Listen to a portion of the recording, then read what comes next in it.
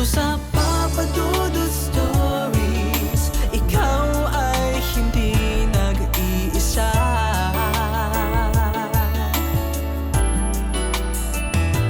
Dito sa Papa Dudut Stories, may nagmamahal sa'yo. Papa Dudut Stories,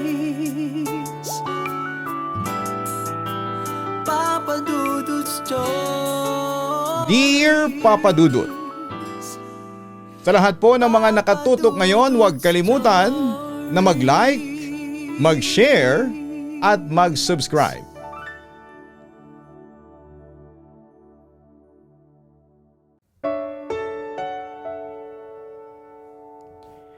Minsan ang pag-ibig ay may kakaibang paraan ng pagtuturo sa atin ng isang aral. Kadalasan ito ay sa paraang akala natin ay simple lamang, ngunit may mga pagkakataon na ito ay nagbibigay ng isang matinik na daan. Ang tanong na lamang ay, handa ka bang sumugal sa daang ito kahit na alam mong ikaw ay masasaktan? Dear Papa Dudut, hola, ako nga pala si Joko. Hindi ko tunay na pangalan, 32 years old at residente sa probinsya ng Quezon. Ngayon po ay kasalukuyan ako nagtatrabaho sa Maynila at dito nga nangungupahan. Pero umuwi naman ako sa amin tuwing weekend. Kapag nasa biyahe ako, dito ko po napapakinggan ang inyong programa. Dahil ilan sa mga bus na aking nasasakyan ay ang inyong programa ang madalas na pinakikinggan. Hanggang sa medyo nahook na nga din po ako dito at ito nga po, naisipan ko din pong sumulat sa inyo. Ang kwento po na nais kong ibahagi sa inyo ay recently lamang naganap at ang totoo po niyan ay nais ko lamang ding makahingi ng payo sa inyong mga listener kung ano nga ba ang nararapat kong gawin. Dahil hanggang ngayon nga po ay naguguluhan pa rin ako sa desisyong aking dapat napiliin. Alam ko na maraming pwedeng humusga sa akin, ngunit gusto ko lamang pong marinig ang panig ng ibang tao bukod sa aking mga kaibigan. Nagsimula po ang aking kwento nung ako'y tambay pa sa mga dating apps na madalas i-commercial sa mga social media. Well, sa modernong panahon naman kasi ngayon at sa katulad ko na bala sa trabaho at walang panahong lumabas upang makaranas ng tinatawag nilang organic encounter, ay ito ang siyang naging daan sa akin upang makahanap ng posibleng makarelasyon. Medyo introvert din kasi ako, kaya naman mas gusto ko din na dito muna maghanap at kapag komportable na ako sa aking kausap ay saka naman ako makikipagkita. Madalas akong tawanan ng aking mga kasamahan sa trabaho kapag nagkukwento ako sa kanila ng aking mga karanasan ukol sa ganitong bagay. Ayon sa kanila, bakit kasi sa online pa ako naghahanap samantalang may mga ipinapakilala naman sila sa akin na mga kababaihan na maaari kong pagpilian. Tinatanggihan ko kasi talaga sila. Lalo pa nga at ang mga kapatid at pinsan nila ang ipinapakilala sa akin. Baka mamaya kasi hindi kami mag-workout tapos ay makaapekto pa ito sa aming pagsasama bilang magkakatrabaho. Kaya mas gusto ko na total stranger lang din talaga ang aking maging karelasyon. Nagkaroon na rin naman ako ng mga naunang karelasyon, ngunit bigo ang mga ito at laging nauuwi sa pagiging broken ko. Ako kasi ang tipo ng tao na kapag nagmahal ay bigay lahat at halos walang itira sa aking sarili. Madalas nga akong mapagalitan ng aking mga kaibigan dahil masyado daw akong all out na siyang sinasamantala ang ilang nakarelasyon ko. Kapag nakikipaghiwalay sila sa akin ay parang binabagsakan ako ng langit at lupa.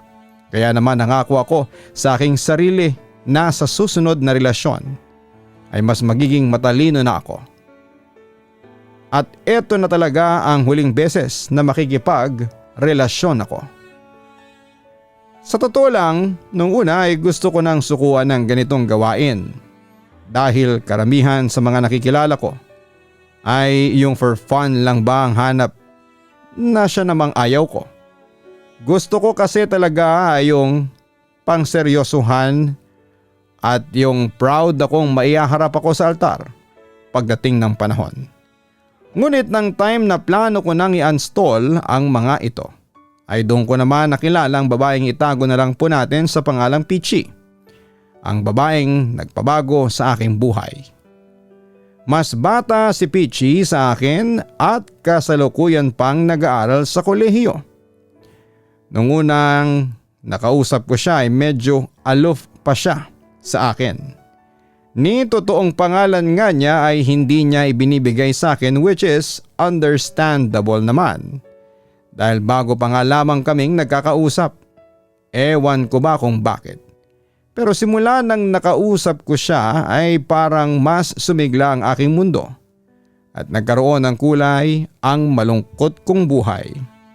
Lagi kong hinihintay ang mga chat niya pagkatapos ng kanyang klase at maging ang mga late night talks naming dalawa. Ilang buwan pa nga ang lumipas ay nagpa siya na akong manligaw kay Peachy. Medyo ayaw pa nga niyang pumayag noon dahil nga sa age gap namin at dahil sa layo ng agwat ng aming lokasyon. Ngunit ipinangako ko naman sa kanya na kahit magkalayo kami ay hindi ito magiging hadlang o dahilan upang hindi mag-workout ang aming relasyon.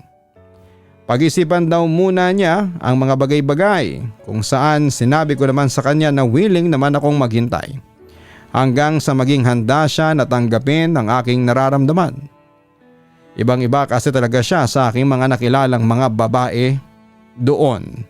Kaya naman handa kong gawin ang lahat, mapasagot lamang siya.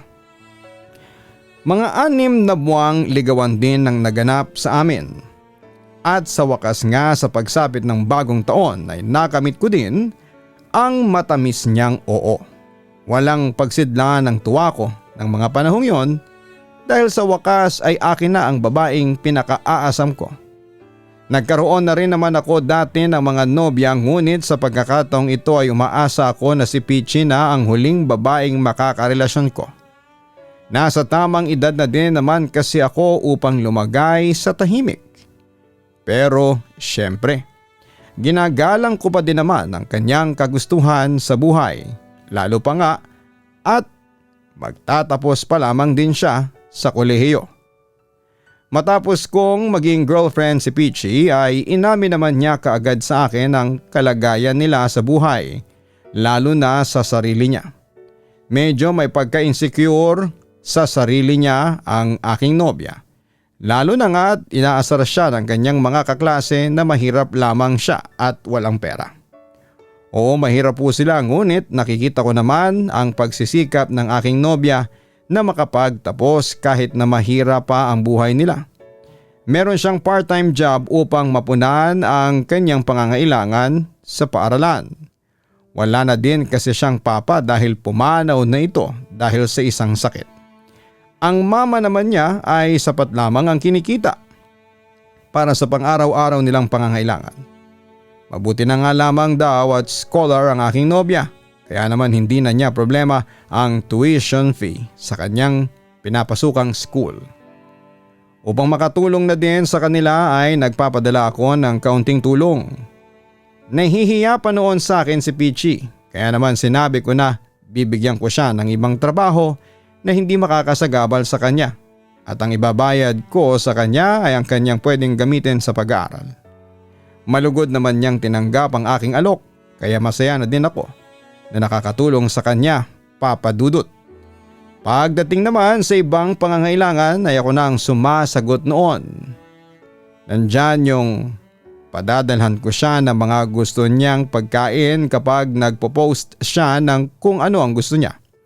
Sa isip ko ay mura lamang naman ang mga yon at walang magiging problema. Isang bagay lamang ang napapansin ko sa kanya tuwing mababanggit ang usapang pagkikita. Medyo umiiwas siya na mangyari ito dahil nga ayon sa kanya ay baka kapag nakita ko siya ng personal ay mawala na ang nararamdaman kong pagmamahal dahil hindi naman daw siya kagandahang babae. Palagi ko naman siyang sinasabihan na wala naman sa akin ang ganong mga bagay dahil ang mahalaga ay mahal niya ako at mahal ko siya. Ayaw ko din naman siyang pilitin dahil baka mamaya ay ma-pressure siya sa akin. Kaya naman hinayaan ko na lamang. Ganun pa man ay nagkaka-video call naman kami at nakikita ko naman siya kahit dito lamang. Palagi nandoon ang assurance na maganda siya sa aking paningin at ang pangako sa isa't isa na walang iwanan kahit pa nga minsan ay may mga away kami. Ngunit makalipas ang ilang buwan, dito na nga nagsimula yung palagi niyang pagtatanong sa akin sa bawat post niya kung maganda daw ba siya sa mga ito. Siyempre ako naman ay todo support sa kanya at sinasabi na siya ang pinakamaganda sa lahat. Nahihiya marahil siya kaya naman ang madalas ay sinasagot niya ako ng pambobola lamang daw ang aking sinasabi sa kanya. Pero kapag ibang tao na ang nagsasabi nito ay ipinagmamalaki niya sa akin na sinasabihan siyang maganda na mga ito kahit pa nga lalaki yon. Bilang boyfriend niya ay hindi ko maiwasang magselos dahil sino ba namang lalaki ang gugustuhin na may humahangang ibang lalaki sa kanyang nobya, hindi ba? Ayaw ko namang mag-away kami kaya mas pinili kong manahimik at matuwa na lamang para sa kanya dahil tumataas ang kanyang confidence sa ganitong paraan. Nang minsan naman na lumabas ako kasama ang aking mga kaibigan ay nagulat na lamang ako nang biglang tad-tad na siya ng text sa akin at sinabing hindi ko na daw siya gusto dahil may mga kasama akong babae sa aming lakad. Ang ending tuloy nito ay dumistansya ako sa aking kaibigan dahil pinagselosan niya. Ayaw ko din kasi na pagmulan pa yon ng kung anong hindi pagkakaintindihan kahit pa nga sabihing best friend ko ang kasama ko. Pagkatapos naman noon ay naging maayos ang lagay ng aming relasyon. Dahil mas pinili niyang maging avoidant na din sa sitwasyon. Nang magdalawang taon na kami, ay sinubukan kong muli na yayain siyang makipagkita, Papa Dudut. Laking tuwa ko talaga noon nang pumayag na siya sa aking kagustuhan na makipagkita sa akin. Kaya naman nagbuka agad ako ng flight papunta sa probinsya nila. Sobrang excited ako noon dahil ang tagal kong hinintay ang pagkakataon na makasama ko na siya ng personal. Ikinuwento ko pa ito sa aking mga kaibigan at maging sila'y masaya din para sa akin dahil alam nila kung gaano ko ito kagustong mangyari. Pagdating ng araw ng alis ko ay talaga namang ngiting-ngiti pa ako habang bumabiyahe. Hindi ko mapigilan na ma-imagine ang mga pupuntahan naming lugar dahil nga gusto ko din talagang masulit ang isang linggong pakikipagkita ko sa kanya. Pagdating sa airport ay sinundo ako ni Peachy. Hindi ko napigilan ang sarili ko na yakapin siya kaagad. Naramdaman ko ang hesitation sa kanya ngunit ilang saglit lang din naman ay yumakap siya pabalik sa akin. Bago kami makarating sa kanila ay tinapat niya ako na hindi alam sa kanila na may nobyo na siya. Kaya naman, ipapakilala niya lamang muna ako bilang isang kaibigan. Papa Dudut, medyo malungkot man ako sa sinabi niya ay inintindi ko naman siya. Nasa isip ko na baka naman kasi ayaw din niyang isipin ng kanyang mama na inuuna niya ang pakikipagrelasyon kesa sa kanyang pag-aaral. Pagdating sa kanila ay malugod naman akong tinanggap ng kanyang mama. Masaya ito dahil bihira lamang daw magdala ng kaibigan ng kanyang anak sa kanilang bahay. Dahil nga sa nahihiya ito sa itsura ng kanilang tirahan. Nag-open up din sa akin ang kanyang mama na halos hirap din kasi sila sa buhay. Kaya hindi magawang mapaganda ang kanilang tirahan. Medyo naaawa naman ako sa kalagayan nila dahil batay din sa kwento ng aking girlfriend ay halos lubog na din sila sa utang. Dahil minsan ay hindi sila nakakaipon pambayad sa kuryente. Kaya naman nang lumabas kami ng araw na yon ay pinangakuan ko siya natutulungan sa gastusin. Sinabi ko na ako na muna ang magbabayad ng kanilang kuryente at bibili ng kanilang bigas upang hindi na ito dumagdag pa sa isipin nila at makabayad sa kanilang mga dapat bayaran. Nakita ko naman ang tuwa sa kanyang mukha ngunit maya-maya pa ay napalitan din ito ng pagkahiya. Madami na daw kasi akong naitulong sa kanya kaya naman hindi niya maiwasang makaramdam ng ganong emosyon. Tinawanan ko lamang siya at sinabihan na kusa ko namang inalok ito sa kanya at hindi naman niya hiniling. Kaya naman wala siyang dapat na ikahiya sa akin. Hindi naman na kasi siya iba sa akin at alam ko naman na may sobra din sa akin. Kaya naman nag-alok ako. Sa huli tinanggap din niya ang aking alok at sa loob nga ng 1 linggong pananatili ko doon ay minsan ay hindi ko naramdaman na hindi ako welcome sa kanila tuwing bumibisita ako doon at hanggang sa makaalis na nga ako. Akala ko talaga ay magtutuloy-tuloy na ang kasiyahang nararamdaman namin ngunit nang makakilala siya ng mga bagong kaibigan ay nagbago ang lahat. Nagkataon din kasing nabisi ako nito. Kaya naman ang dati ilang oras na pag-uusap namin ay nabawasan na. Kinailangan ko din kasing magsipag dahil nang magsimulang magmahal ang mga bilihin ay mas tumaas din ang ipinapadala kong pera para sa aking nobya at pangangailangan na din sa aming bahay. Bukod pa doon ay kumuha siya ng gamit niya para sa kanyang pag-aaral kaya naman dumagdag din ito sa aking bayarin. Kahit parang 2 pamilya na ang binubuhay ko ay masaya pa din naman ako sa aking ginagawa dahil nakakatulong ako kay Pichi. Naging inspirasyon ko siya upang mas magsipag sa aking ginagawa. Ngunit hindi ko alam na ang pagbawas sa oras na nakakausap ko siya ay siya palang magiging dahilan upang magkaroon kami ng hindi pagkakaunawaan. Dahil nga medyo insecure siya sa sarili niya, ang bihira kong pakikipag-usap sa kanya sa isang araw ay naging issue sa aming relasyon. Pakiramdam daw niya ay wala na akong oras sa kanya at hindi ko na siya gusto dahil nga sa wala naman siyang naitutulong sa akin na kahit ano at ako lamang ang nagbibigay sa kanya ng mga bagay na kinakailangan niya. Agad ko namang pinabulaanan ang kanyang mga sinasabi at pinaintindi sa kanya na kahit kailan ay hindi magbabago ang aking nararamdaman dahil siya na ang gusto kong makasama sa panghabang buhay. Akala ko ay ayos na ang lahat nang tanggapin niya ang aking paliwanag. Nagplano pa kami na pagkatapos ng graduation niya ay ipupunta ko siya sa Maynila at sa aming probinsya upang opisyal nang ipakilala sa aking magulang. Ngunit ilang buwan pa lamang ang nakakalipas ay nakita ko ang isang post niya sa social media kung saan ay kasama niya sa isang gala ang kanyang kaibigang lalaki. Nakaramdam naman ako ng selos dito dahil nakita kong nakakbay na payakap pa ito sa kanya at mukhang tuwang-tuwa pa siya dito habang nakayakap din ito. Pagka-uwi ko ay agad ko siyang chinat at sinabihan ng aking nararamdaman. Imbes na makarinig ako ng paliwanag ay nagalit si Pichi sa akin at sinabihang kinokontrol ko siya sa kanyang mga ginagawa. Ako na nga daw ang walang oras sa kanya tapos ay noong ibaling niya sa kanyang kaibigan ng oras niya ay magagalit pa ako. Lagi na lamang daw akong ganon kahit pa nga ni minsan ay hindi ko naman siya sinita sa kanyang mga ginagawa.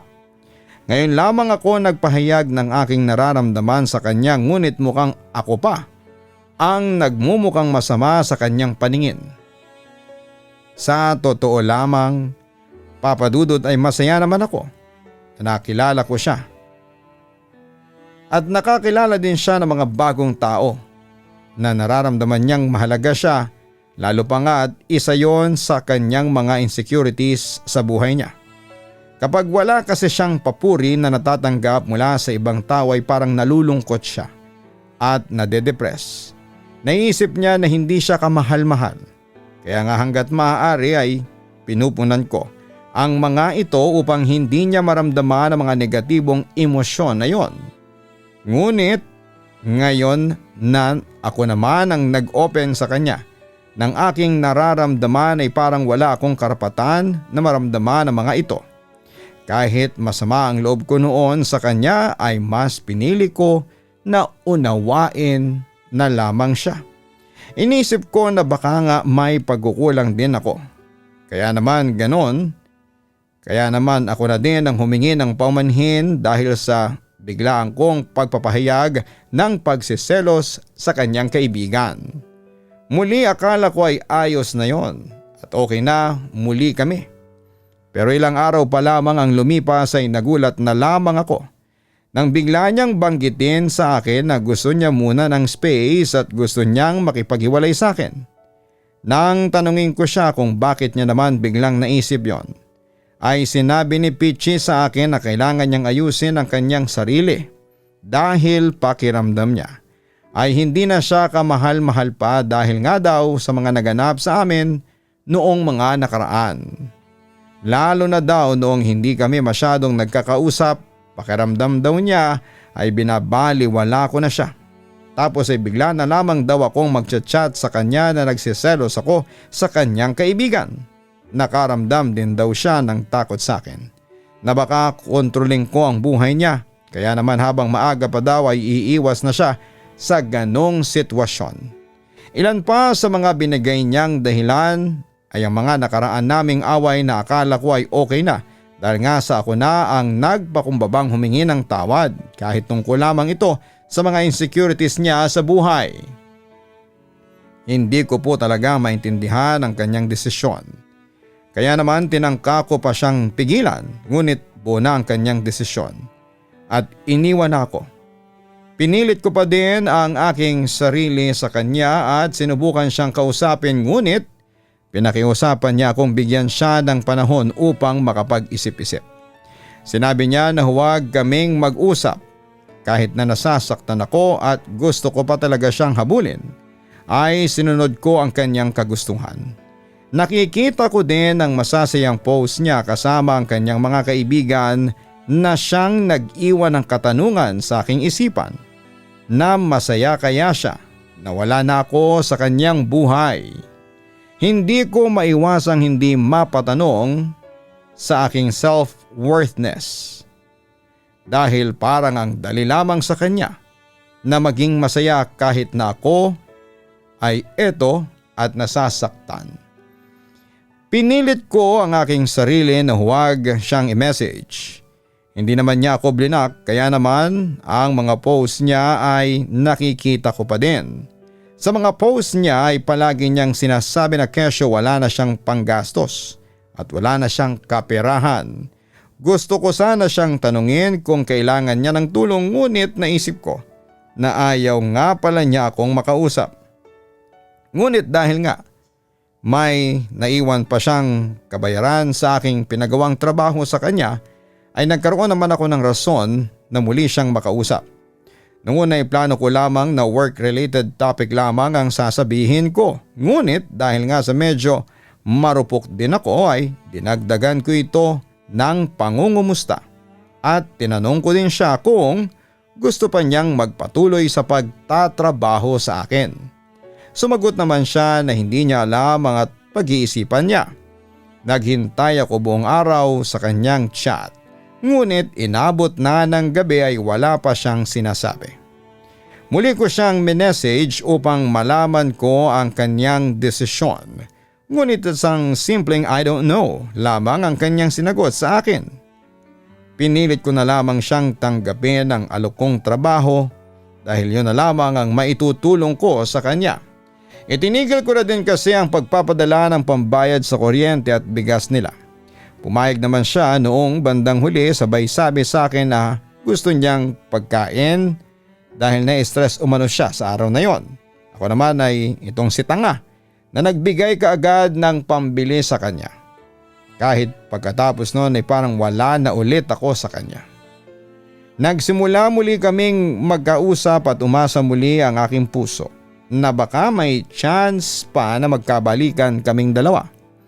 Ngunit ang minsan na pagrarants niya sa akin sa kanyang mga problema ay naging daan lamang upang masundan pa nga ang mga pagpaparinig niya sa akin ng kanyang mga gustong bilhin. Minsan nga ay nagsasend pa siya sa akin ng crop picture ng cravings niya.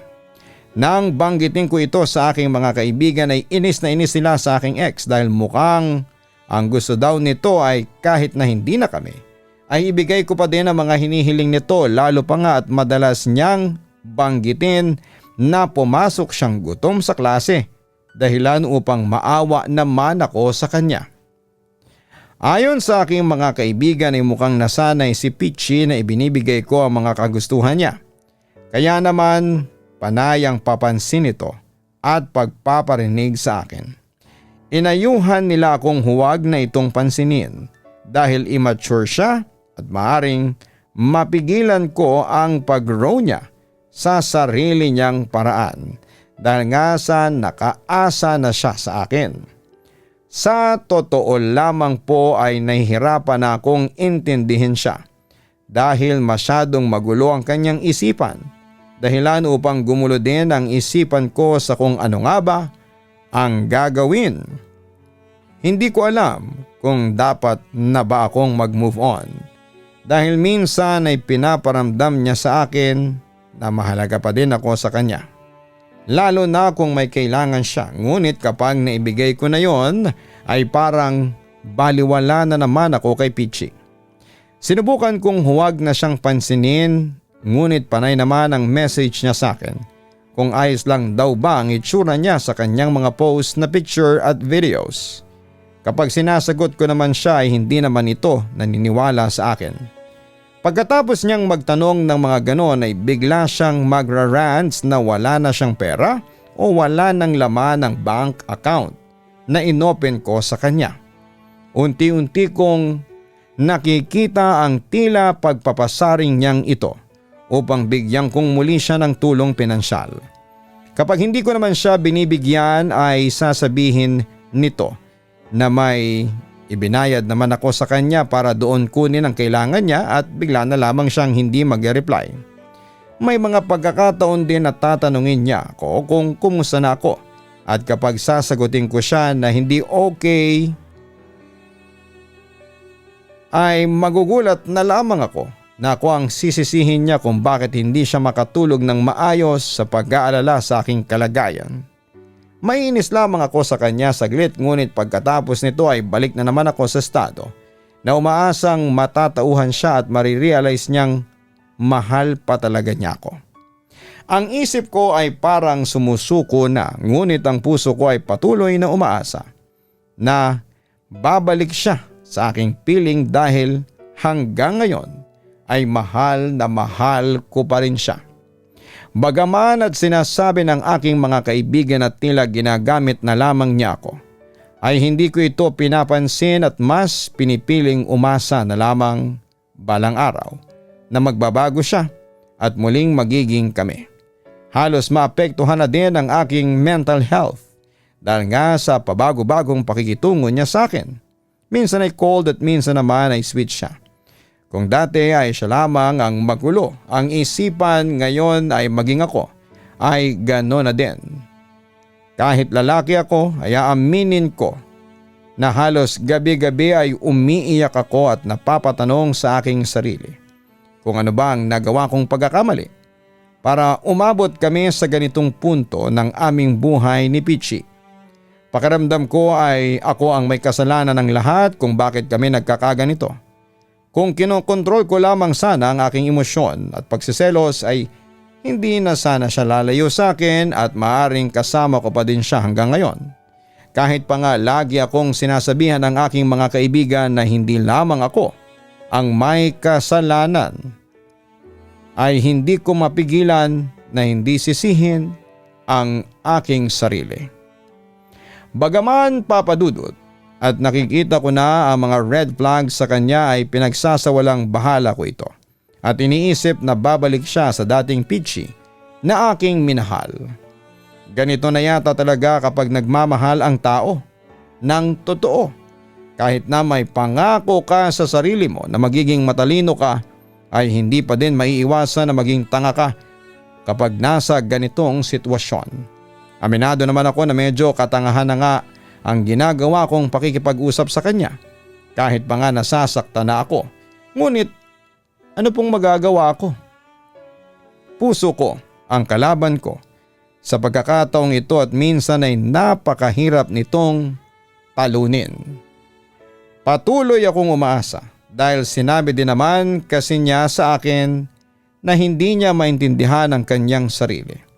Marahil daw kapag nagkita kami pagkatapos ng kanyang graduation at mapunta siya sa Maynila ay doon lamang masasagot ang lahat ng katanungan namin sa aming mga isipan. Kaya naman ito ang aking nilulook forward. Sa isip ko pa nga ay kapag nakipagbalikan talaga siya ay willing akong tanggapin siyang muli sa aking buhay. Ito na nga lamang ang aking pinakahihintay na panahon upang matuldukan ang lahat ng aking paghihirap. May mga pagkakataon na gusto ko na din siyang sukuan ngunit ayoko din kasing gumawa ng desisyon na pagsisisihan ko sa huli. Kaya naman mas pinili kong magtiis na lamang at hintayin ang araw ng aming pagkikita. Sa totoo lamang po ay habang sinusulat ko ang liham na ito, ay puno pa din ng katanungan ng aking isipan.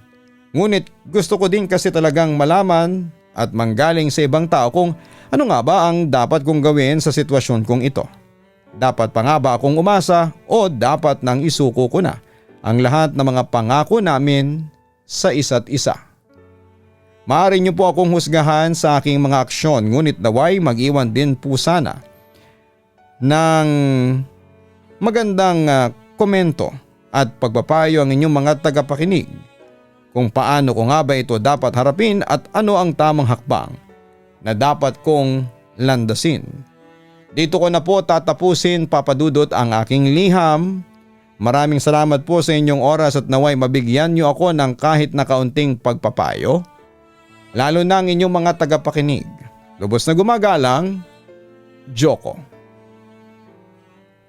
Minsan sa ating buhay ay nagiging bulag tayo ng dahil po sa pagmamahal. Hindi naman kasi natin mapipili kung sino ang ating iibigin. Ngunit kahit na ganito ay dapat na magbigay tayo ng limitations sa ating mga sarili. Huwag nating ibigay lahat ng ating pagmamahal. Magtira tayo para sa ating mga sarili. Dahil minsan, sa ating sobrang pagbibigay ay nakakalimutan din nating mahalin ang ating mga sarili. Huwag kalimutan na mag-like, mag-share at mag-subscribe. Maraming salamat po sa inyong lahat.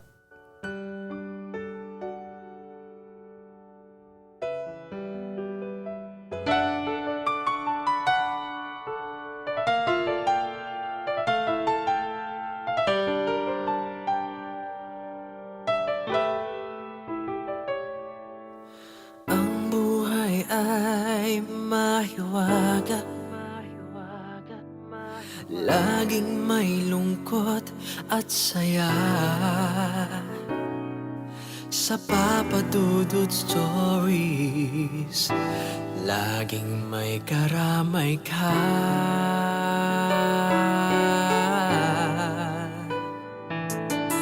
Mga problemang kaibigan,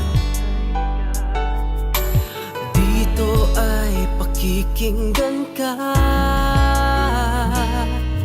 sa Papa Dudut Stories. Kami ay iyong kasama dito sa Papa Dudut Stories. Ikaw ay hindi nag-iisa.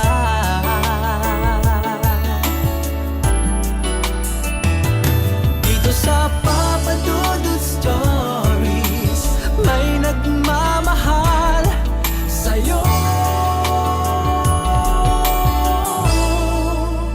Papa Dudut Stories,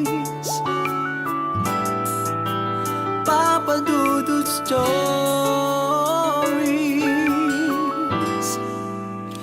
Papa Dudut Stories.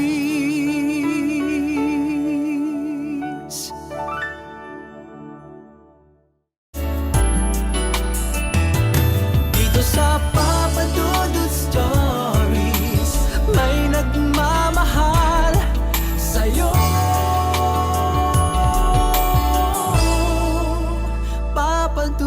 Stories. Papa Dudut Stories.